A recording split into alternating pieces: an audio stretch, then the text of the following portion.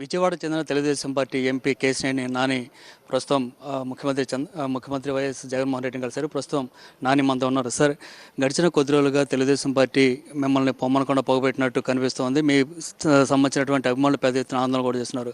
అసలు తెలుగుదేశం పార్టీలో ఏం జరిగింది? ఇప్పుడు మీరు జగన్మోహన్ రెడ్డిని కలవడానికి కారణం ఏంటి?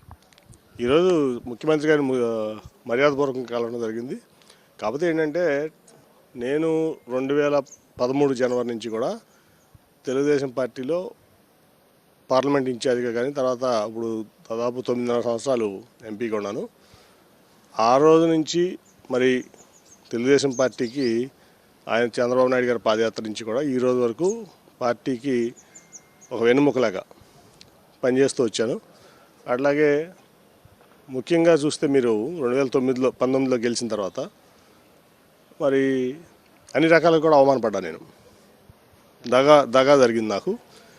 అప్పుడే అంతకుముందే నేను ఏదైతే 2013 నుంచి మరి ఆ రోజు చంద్రబాబు నాయుడు గారు వచ్చి నువ్వు కంపల్సరీగా విజయవాడ పార్లమెంటు నియోజకవర్గంగా పార్లమెంటు అభ్యర్థిగా పోటీ చేయాలి అన్నప్పుడు పాదయాత్ర దగ్గర నుంచి ఆ రోజున ఒకేసారి 4-5 ఎలక్షన్లు వచ్చినాయి. ఏది బిఫోర్ జనరల్ ఎలక్షన్, పాదయాత్ర తర్వాత జెడ్పీటీసీ ఎంపీటీసీ ఎన్నికలు, మున్సిపల్ కార్పొరేషన్ ఎన్నికలు, అట్లాగే ఇది జనరల్ ఎలక్షన్ కూడా అన్నీ కూడా పంచాయతీలు అన్నీ కూడా నా బుధకాలు పెట్టి పార్టీని మోసా. ఆ రోజు పార్టీకి జెండా వాళ్ళు కట్టేవాళ్ళు కూడా లేరంటే నేను దాన్ని టేకప్ చేయడం జరిగింది. అంతకుముందే నేను చెప్పా, యాక్చువల్గా నాకు వద్దండి ఇది, నేను కావాలంటే బ్యాక్గ్రౌండ్లో ఉండి మీకు కావాల్సినటువంటి ఆర్థికంగా సాయం చేస్తానంటే, కాదు నువ్వే నుంచోవాలంటే నేను ఒప్పుకోకపోతే అప్పుడు సుజనా చౌదరి గారిని పంపించి నాతో ఒప్పించి నిలబెడతాం జరిగింది. ఆ తర్వాత అంతా ఖర్చు పెట్టిన తర్వాత నా టికెట్ మళ్ళీ వేరే వాళ్ళకి ఇద్దామని చెప్పి అప్పుడే నా మీద ఆయన నన్ను వాడుకుని వదిలేద్దామని చూశారు. కానీ ప్రజాబలం కానీ ప్రజల నుంచి ఆందోళన వచ్చిన తర్వాత తప్పక టికెట్ ఇవ్వడం జరిగింది. ఆ తర్వాత చూశాను మీరు పరిణామాల్లో నా వ్యాపారం వదులుకున్నా. ఇప్పుడు నేను నా అమ్ముకున్న ఆస్తులు వాల్యూ చేస్తే 2,000 కోట్లు ఉంటాయి. ఎక్కడా కూడా అవినీతి చేయకుండా, ఎక్కడా కూడా చిన్న ఇది లేకుండా, కరప్షన్ కానీ వేరేది లేకుండా నేను అమ్ముకున్న ఆస్తులు ఇవాళ వాల్యూ 2,000 కోట్లు ఉంటాయి. అందరికీ తెలిసి ఇది. నా వ్యాపారం మానుకున్నా, నన్ను అన్ని రకాలుగా ఇబ్బంది పెట్టి వ్యాపారం కూడా మానుకునేటట్టు చేశారు. తర్వాత 2019లో కావాలగా మళ్ళీ పోటీ చేసినప్పుడు మరి ఆయన పక్కన మంగళగిరిలో పార్టీ అన్నీ ఇచ్చింది. లోకేష్ గారికి పార్టీ టికెట్ ఇచ్చింది, అట్లాగే పార్టీ ఇన్ఫ్రాస్ట్రక్చర్ ఇచ్చింది, పార్టీ రిసోర్సెస్ ఇచ్చింది, ఆర్థికంగా అన్ని పార్టీ చూసుకుంది. కానీ నాకు ఎప్పుడు కూడా రూపాయి నేను పార్టీ నుంచి తీసుకోవాలి. ఇవాళ వరకు కూడా ఆయన ఓడిపోయాడు, నేను గెలిచాను. మంగళగిరిలో ఎమ్మెల్యే అభ్యర్థిగా చంద్రబాబు నాయుడు గారి కుమారుడు ఓడిపోయాడు.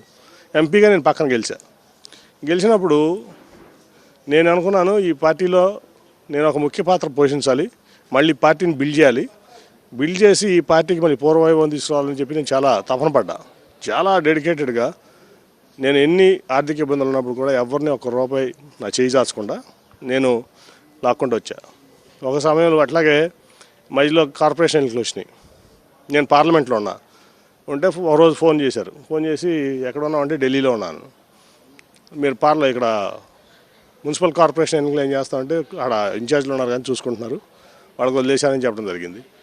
కాదు మీ ఫ్యామిలీ నుంచి లేడీ సీట్ అయింది కదా, మీ ఫ్యామిలీ నుంచి ఎవరిని పెట్టాలి అంటే మా ఫ్యామిలీ నుంచి ఎవరు లేరు సార్ ఇప్పుడు పనిచేసి చేసేవాళ్ళు అంటే, కాదు మీ అమ్మాయిలో ఒక అమ్మాయిని పెట్టాలి, టాటా ట్రస్ట్లో పనిచేసే అమ్మాయి అయితే బాగుంటుంది అని చెప్తే, ఆ అమ్మాయి అయితే పార్టీ కొంచెం పొరుగు కాపాడగలుగుతుంది ఇక్కడ అని చెప్పి ఆయన స్వయంగా 3 రోజులు నాకు ఫోన్ చేస్తే నేను పాపతో మాట్లాడి వద్దంటున్నా కూడా పార్టీ కోసం ఆయన కోసం తీసుకొచ్చి నేను ఆవిడ నిలబెడతాం జరిగిన తర్వాత తదనంతర పరిణామాలు చూస్తే మొత్తం కూడా ఆ రోజు తెలుసు రాబిన్ శర్మ టీము మరి ఈ పార్లమెంట్లో ఈ కార్పొరేషన్లో తెలుగుదేశం పార్టీకి రావని చెప్పి నేను మా అధ్యక్షుడు నెగరామరావు గారు చూసిన రిపోర్ట్ ఇచ్చింది. నేను చెప్పా మీరు ఆపేసేయండి, నేను బాధ్యత తీసుకుంటున్నా, పాప నుంచోబెట్టాం, 64 మంది కార్పొరేటర్ లైన్లో ఉన్నారు, గెలిపిద్దాం, నేను కష్టపడితే ఆయన మరి కొంతమంది క్యారెక్టర్లెస్ పీపుల్ని ఎంకరేజ్ చేసి ప్రెస్ మీట్ పెట్టించి ఎంపీ కేశినేని నాని చెప్పు తీసుకొడతా అనిపించాడు.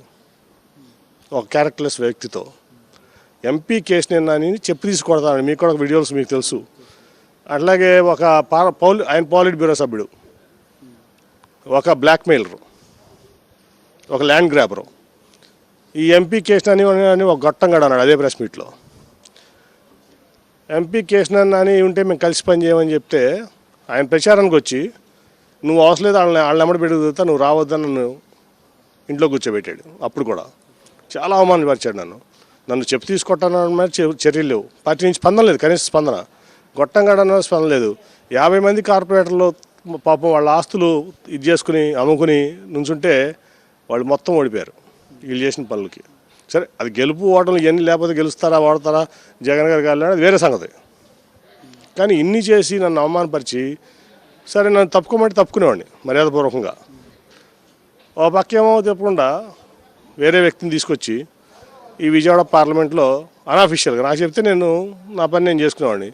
ఇప్పుడు కమ్మాళ్ళకి ఎంపీ స్థానాలు ఇవ్వాలంటే ఇప్పుడు మాగంటి మురళీమోహన్ గారు ఖాళీ చేసి రాజమండ్రి ఉంది, ఇప్పుడు ఏలూరు ఖాళీగా ఉంది, ఇక్కడ గుంటూరుకి అల్లా జయదేవ్ గారు పోటీ చేయని అంటున్నారు.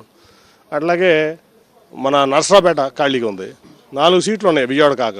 నేను అక్కడ సిట్టింగ్ ఎంపీని తీసుకొచ్చి నా కుటుంబ సభ్యుడిని నా మీదకి అవమానపూరితమైన చర్యలు తీస్తూ ఇన్ఛార్జీలకి వాళ్ళతో కలిసి పనిచేయి ఈ ఎంపీతో కలిసి పనిచేయదని ఇన్స్ట్రక్షన్స్ ఇస్తాంటే ఇది నన్ను చాలా అవమానపరిచారు. దగా ఇది ఒక అవమానం దగానేనా లేదంటే కుటుంబంలో చిచ్చు పెట్టే వ్యవహారం కూడా చేశారనుకో. అంతే కదా. ఇప్పుడు సొంత తమ్ముడిని తీసుకొచ్చి 4 కాన్స్టిట్యున్సీలు కమ్మ కాన్స్టిట్యున్సీలు ఎంపీ కాన్స్టిట్యున్సీ ఖాళీ ఉంటే ఇచ్చుకోవచ్చు అక్కడ. నీకంత ఇస్తానని డబ్బు ఇస్తానంటే నేను నాకు తెలుసు పార్టీలు నడుపుకోవాలంటే కొన్ని ఆబ్లిగేషన్స్ ఉంటాయి, కొన్ని కంపల్స్ ఉంటాయి, అన్నీ ఉంటాయి. అన్నీ ఉన్నప్పుడు నువ్వు ఇచ్చుకో, రాజమండ్రి ఇచ్చుకో, ఏలూరు ఇచ్చుకో, గుంటూరు ఇచ్చుకో, లేదా నర్సరాపేట ఇచ్చుకో కమ్మ కాన్స్టిట్యున్సీలన్నీ. సరే గీతం అక్కడ వైజాగ్ అంటే గీతం భరతున్నాడు కాబట్టి వదిలేసి వాళ్ళ కుటుంబ సభ్యుడు కాబట్టి. ఇన్ని ఉన్నప్పుడు తీసుకొచ్చి నా కుటుంబ సభ్యుడు నా మీద పెడతానంటే మరి కుటుంబంలో చిచ్చు పెడతావా, మంచి చిచ్చు పెట్టి నన్ను అవమానిస్తావు కదా. అట్లాగే ఒక సిట్టింగ్ ఎంపీ ఉండగా తిరువురు సభకు వేరే వాళ్ళ నుంచి అది పెట్టారంటే ఒక ఈ డెమోక్రసీలో ఒక పద్ధతి ఉంటుంది కదా, పార్టీ నడపడంలో కానీ డెమోక్రసీలో కానీ రాజ్యాంగంలో కానీ ఒక పద్ధతి ఉంటుంది. అంటే సిట్టింగ్ ఎంపీని అవమానపరుస్తా. ఇప్పుడు సిట్టింగ్ ఎంపీ వెళ్ళేపటికి వాళ్ళతో అక్కడ తీసుకెళ్ళి గుండాలతో నన్ను కట్టించాలని చూశారు తిరువురులో. నా వెనకాల ప్రజాబలం ఉంది కాబట్టి నన్ను కొట్టడం పోలీసులు కూడా ఆపారు కాబట్టి నన్ను దెబ్బలు తినకుండా అంటే సొంత తమ్ముడితో అన్నను కొట్టించాలనుకుంటున్నారు. అది కూడా చేశారు ఆఖరికి తిరువురులో. నన్ను రావద్దని నేను ముందే చెప్పేవాడు వచ్చేవాడిని కాదు. ఇన్ని అవమానాలు పరిచిన తర్వాత అట్లాగే మరి 3 వ్యక్తులను పంపించి ఆలపాటి రాజాని అట్లాగే అంటే రెట్ట రఘురామ్ గారిని కొనకలనారాయణ గారిని పంపించి నీకు ఇక్కడ సీట్ ఇవ్వట్లేదు, అట్లాగే నువ్వు పొలిటికల్ యాక్టివిటీలు ఇన్వాల్వ్ అవ్వద్దు, తిరువురు సభ నీకు సంబంధం లేదు, మీ తమ్ముడికి అప్పచెప్పారు అని చెప్పారు. Okay, well and good. ఇంకా అప్పచెప్పిన వాళ్ళు మనలో ఇన్నాళ్ళ నుంచి నా ఆస్తులు అమ్ముకుని నా వ్యాపారం ఆపుకుని అన్నీ చేసి కేవలం నా ఒకటే ఎజెండా విజయవాడ అభివృద్ధి, ఇక్కడ విజయవాడ ప్రజలు మంచి చెడ్లు, ఆ రెండింటి ధ్యేయంగానే నేను పనిచేశాను. ఇవాళ నాకు నువ్వు ఇంత అవమానపరిచావు, అట్లాగే నన్ను మోసం చేసావు. అంటే చంద్రబాబు బ్రాండే మోసం చేయటం. 2014లోనే నా టికెట్ ఇవ్వకుండా ఆయన పని చేయించుకుని వేరే వాళ్ళకి అమ్ముదామని చూశాడు దాన్ని. సరే ఆ రోజు ప్రజాగ్రహం ముందు ఆగలేక మళ్ళీ ఇచ్చాడు. ఇవాళ కూడా అదే పద్ధతి. ఇవ్వాలనుకున్న 4 సీట్లోనే ఇచ్చుకోవచ్చు. అంటే ఇదేంటంటే ఖచ్చితంగా మోసం. ఆయన నైజం మళ్ళీ బయట పెట్టినాడు, ఆయన మోసపూరిత నైజం ఆయన బయట పెట్టుకున్నాడు. సరే, ఎంత అవమానపరుస్తున్నప్పుడు మీరు కనీసం ఆయన నోటీస్కి తీసుకెళ్లే అవకాశం ఏమైనా వచ్చిందా? ఎందుకు మీరు ఇలా ఎంతో మాట్లాడారు? ఆయనే అవమానపరచమని చెప్తా అంటే ఇంకా నోటీస్ తీసుకెళ్ళి ఉపయోగం ఉంది. చూసాను నేను కూడా. అంటే దేనికైనా ఒక టైం రావాలి కదా. సో ఆ టైము వాళ్ళ నోటితో వాళ్ళు చెప్పనండి. అప్పటి వరకు ఈ డెమోక్రసీలో నాకు పార్టీలు మారే అలవాటు లేదు. ఆ పార్టీలో గెలిచా, నాకు పెద్ద పెద్ద ఆఫర్లు వచ్చినాయి సెంటర్లో, అయినా కూడా ఆ పార్టీలో గెలిచాను.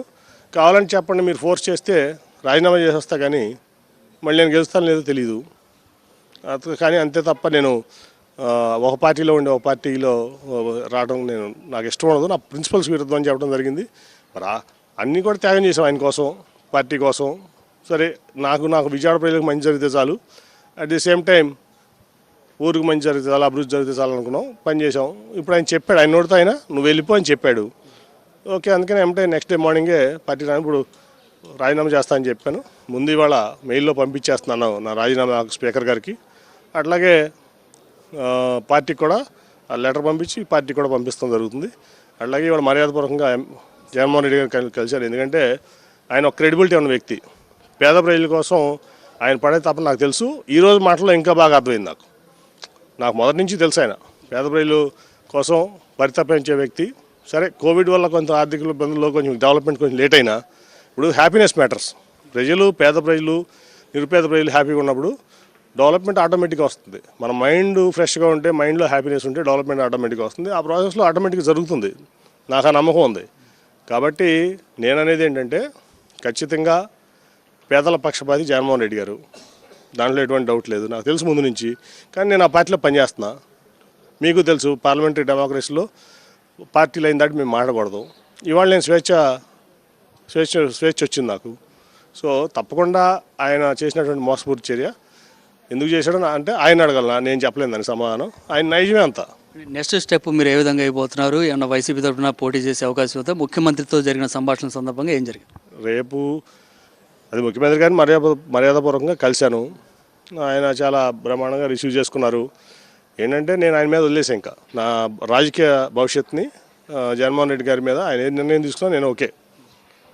నేను ఆయన కంటెస్ట్ చేయమంటే చేస్తా, లేదా ఇంకో పని మీద చేయమంటే చేస్తా, దాంట్లో డౌట్ లేదు.